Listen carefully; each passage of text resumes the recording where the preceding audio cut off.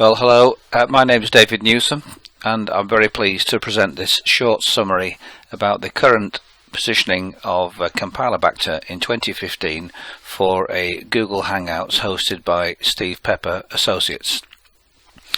I've based this short presentation and the discussion afterwards on content extracted from the FSA website, and it's March 2015. Well, it certainly presents a big problem to us, Campylobacter. The estimates at the moment are around 280,000 cases occur in the UK every year, putting it as the leading cause of bacterial food poisoning without a doubt. And very sadly to relate that maybe over 100 deaths a year are caused by this. And the majority of these cases are, as one might expect, come from contaminated poultry. And the indications are that the majority of the poultry supply is contaminated with this organism. And even looking at the overall costs of 900 million, it's certainly a significant economic problem as well as an illness and fatalities problem. So with those 280,000 cases of food poisoning each year, Campylobacter is by far and away the greatest single cause of food poisoning that we're looking at. Whilst other organisms still cause significant numbers, as you can see, this is way ahead of the other organisms that we commonly quote in food hygiene training.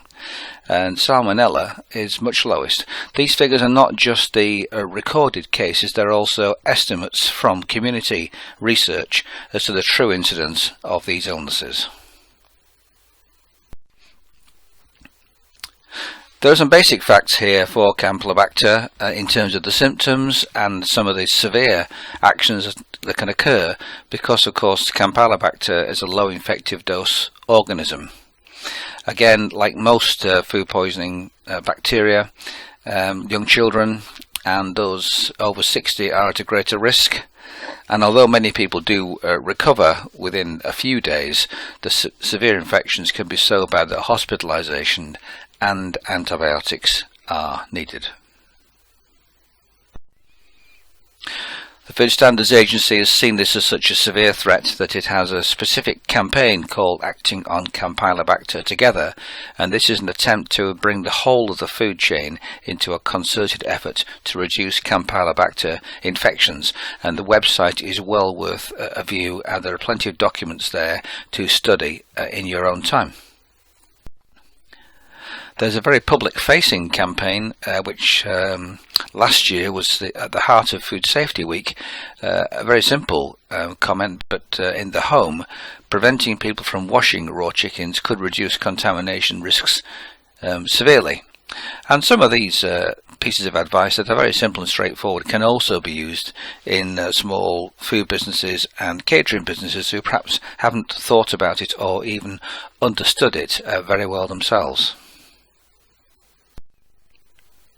On the industry side, there has since December 2010 been a joint action plan, and you can see from these bullet points that they attempt to apply the controls right across the food industry and at all the critical points to try and reduce infections as far as possible. Again, much more detail on the FSA website about this and about all the experiments. You can see all the trials here, attempts to try different things to try and reduce this contamination, because Campylobacter is quite a complex organism and we don't know enough about it to know exactly how we might control it. In some ways one might argue that Campylobacter is the new Salmonella, and if we go back 30 years the same kind of questions would have been asked of Salmonella then. The way that we measure and look at success is basically about by measuring how many birds are in the highest category of infection. So if one goes back to 2010, it was viewed that 27% of all birds were highly contaminated. And the target that was set for this year, 2015, was to reduce that down to 10%. And the reason for making these kind of calculations is to predict that if we were able to achieve that, then we would directly affect the number of Campylobacter food poisoning cases. Well, this is 2015, of course, so during this year we're looking for indications and figures that we might have achieved that particular target. And in the last year or so, the Food Standards Agency has been carrying out retail surveys on levels of Campylobacter on chicken, and you may have seen some of those reports in the headlines recently. And the whole surveillance program from February and November last year and continuing now is to attempt to provide those figures to see how we're doing.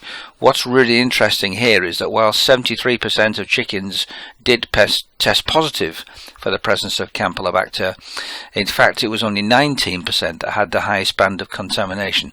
Slightly more worrying in some cases that 7% of the packaging tested positive itself for the presence of Campylobacter. That's quite an emotive comment, although one has to bear in mind that only 3 out of over 3,000 samples of packaging actually had a very, very high level of contamination. Well now, very recently, Marks and Spencer's have carried out some determined efforts in their business as an experiment really to try and look at what happens when you apply a range of interventions at the same time. So they've set about 5 specific interventions, you can see those there on the slide, throughout industry again, from incentivizing farmers, reducing the amount of thinning that goes on in the flocks so that flocks stay together for longer rather than introduce biosecurity risks, trying some blast surface chilling to try and reduce the amount of contamination growth, labelling foods much better so that consumers know what to do, and double bagging experiments so that the consumer doesn't actually have to remove the final bag on a chicken because that can be put straight into roast. So this is the Marks and Spencer's 5-point plan.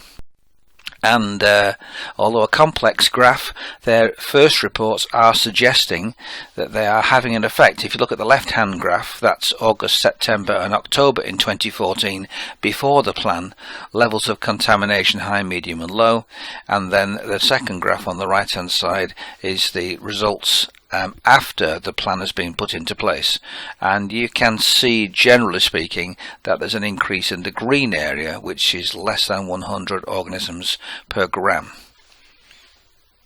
So well done Marks and Spencer's for experimenting on that, and I'm sure other retailers will look at it with great interest. So that's a short summary. It's only a short presentation about the key issues about Campylobacter. I look forward now to closing the presentation off and continuing our discussion on Google Hangouts. Thank you very much for your time.